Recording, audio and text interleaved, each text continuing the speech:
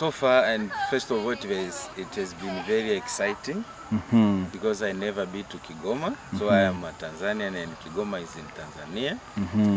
And so for my coming and being in Kigoma, it has been a very different experience. Especially when I came to Kigoma town, it was a bit, it was, you know, it could look good, and the environment was wasn't very different. But getting to Kasulu, especially at the refugee camp, oh, it was different, very, very different. I never expect. The roads are rough. The driver were very, I can say they were in a very high speed, despite of the rough road. And it has been a long time for me to travel on such a road. There's lots of dust. But anyway, because it was a mission, we had purposed to make sure we meet the people in the camp, so we accepted it, but it was a bit very rough. Yes. However, parts of Tanzania there, it is on that way, so I'm not wondering. Yeah, but I was just wondering how was our friend Miriam feeling on such a rough road. But for me at Tanzania, it wasn't very, very challenging. First of all, I was thankful to God because it was a time for me to learn new things, gain new experience. But also, I was looking at the situation. I never imagined the situation it is that way. However, I heard the camp is very big. I never expected that. But my experience has been it's been a learning experience because I could see people, the situation they are in. I could experience I could sense poverty among the people.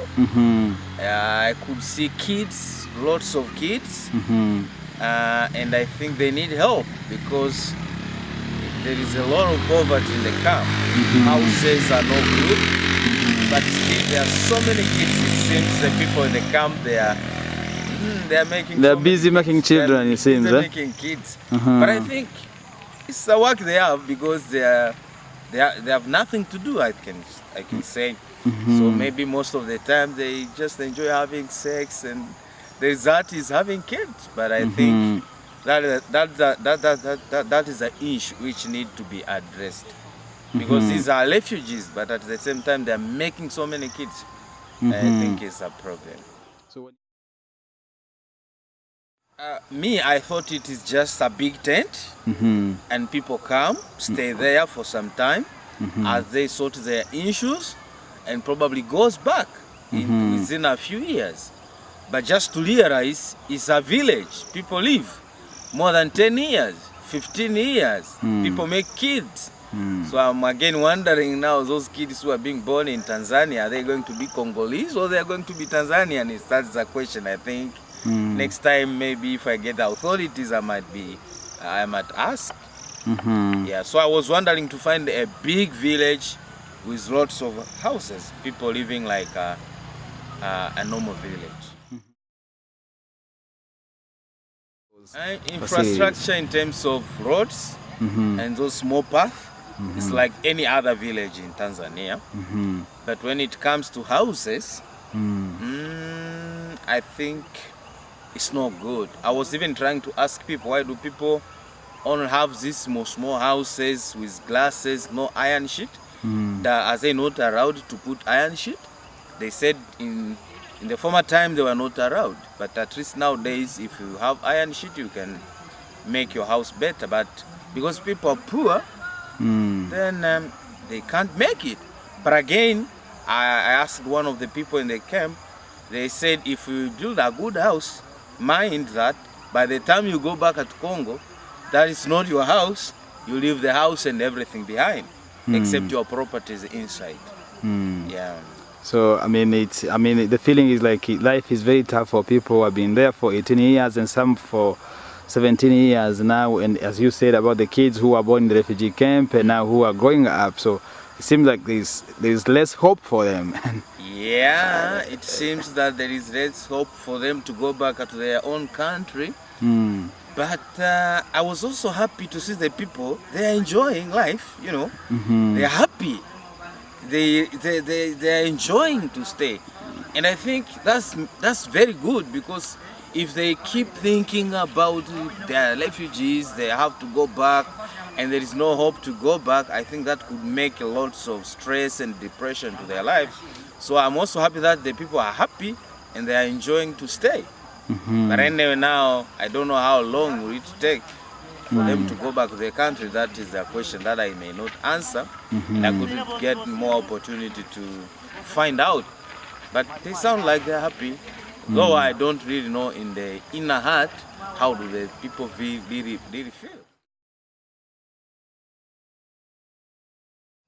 Me being a pastor, Yes.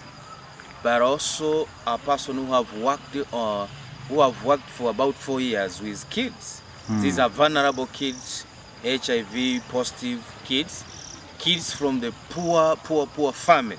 I've done that job as a coordinator of a project for 4 years. When I just entered the camp and saw the kids, the way they are, I think that was that was the first thing that touched my heart in the camp. Forget everything, but I was concerned of the kids. And I think there's a need of more training to the parents, so that they start thinking on the issues of family planning. But apart from that, the kids who are already there, I think there is a need of trying to support them with probably food, even if not every day, maybe probably once a week. But there is also a need of supporting kids, and in terms of clothes, because I could see kids, they have those very poor clothes. I have also kids, so when I was trying to compare my kids back home and the kids I could see to the camp, There are no underwear. there are no, some of them I could see they don't have even underwear, and I think there is a need of clothes. But on the other hand, I am not sure if all of them are able to attend school.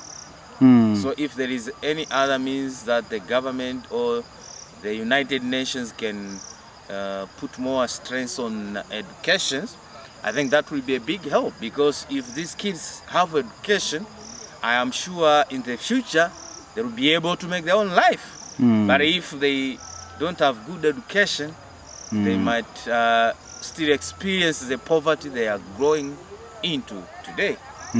So I can suggest on the issues of education, in the issues of clothes, and also I think food. Yeah. Probably even the shelter, because a family having 10 children and the house is very small, maybe 1 room or 2 rooms. I'm just wondering, how do they sleep? So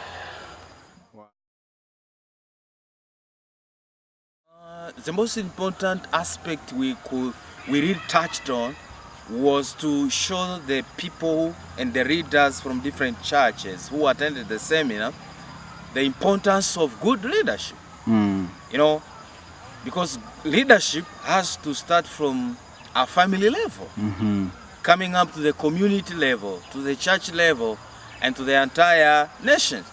So we really encouraged the people to try to do good leadership, starting from where they are.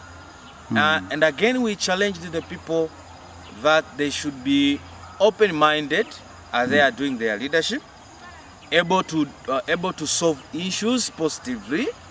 And again, we were really challenging the people to work in a team, especially at a refugee camp. Why?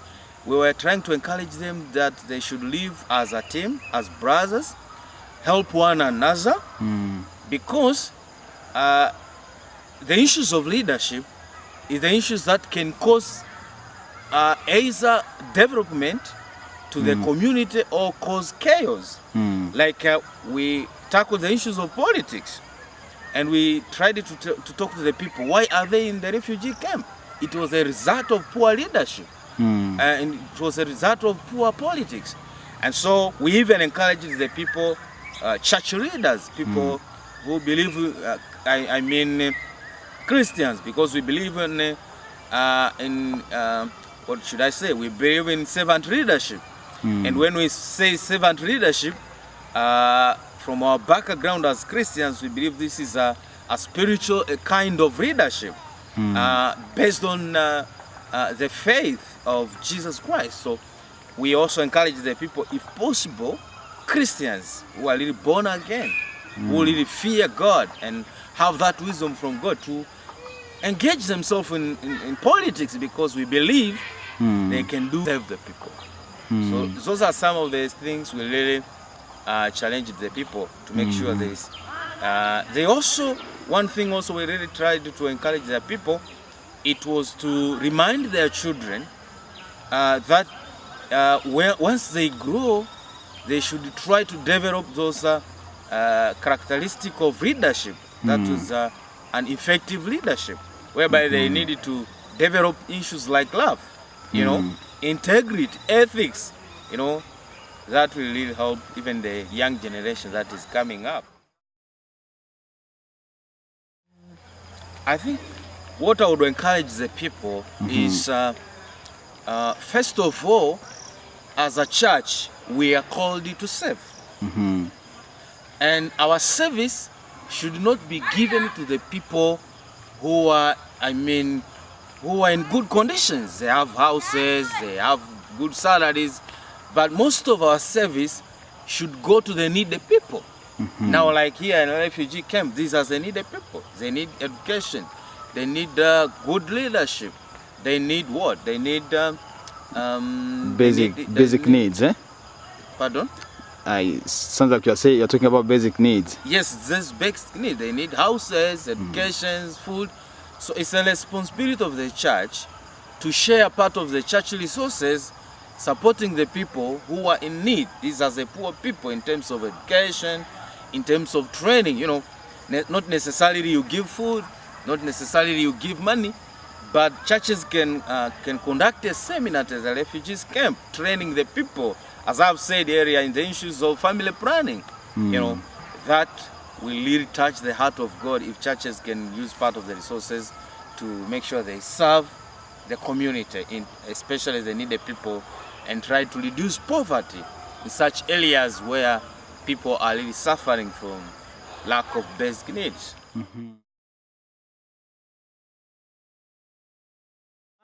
That one was so far, first of all, it was making my heart happy. Why? Because it shows, despite that the people are in the refugees camp, but they have not lost their hope in God, which is very, very important, because there are so many people today who are very rich with good education.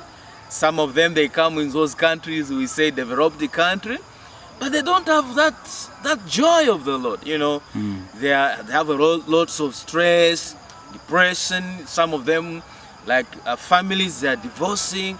But these people, they still have hope in the Lord. And this is very, very critical in Christianity, that we need to have hope in the Lord. We need to put our trust in God. Despite of the problem and the challenges we are going through, we still need to put our trust in God. Again, remember, the joy of the Lord, or a true happiness, does not come because you have all those material things like money, education, good job, houses.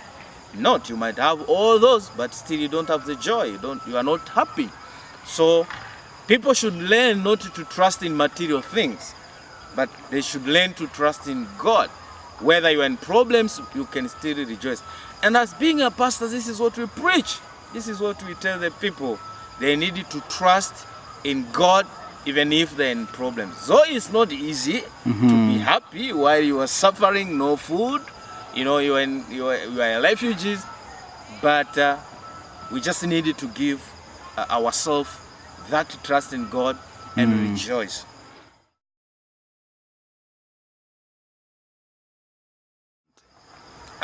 The key thing I learned from our 3 days seminar is that